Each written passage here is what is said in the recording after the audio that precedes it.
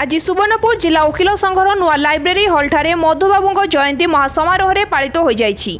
सभापति विधानचंद्र पाणिग्राही, वरिष्ठ आईनजीवी राजू अग्रवाल प्रमुख मधुबाबू फटोचित्र में पुष्पमाल्य अर्पण कर प्रदीप प्रज्वलन पूर्वक सभा आरंभ करथिले। मधुबाबू जीवनी आलोकपात करने सह गठनमूलक काम में समस्ते सहयोग करने को सभापति विधानचंद्र पाणिग्राही समस्त सभ्यों को आह्वान करथिले। वक्तामानक मध्य वरिष्ठ आईनजीवी व्योमकेश दास, सर्वेश्वर पुरोहित, कृष्णमोहन महाराणा प्रमुख मधुबाबू बाल्यकालठू शिक्षा जीवन और मधुबाबू कोर्ट परिचालना क्षेत्र में चतुरता विषय उल्लेख कर ओडिशा प्रति तांकर अनेक अवदान रही विषय निज निज वक्तव्य रखिथिले।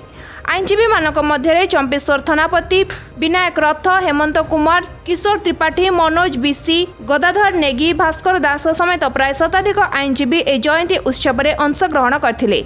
सभा शेष में संपादक दास दीप्त महापात्र धन्यवाद दे सभा समाप्त करथिले। Subarnapur Gopinath Mahakur report, live life Odia.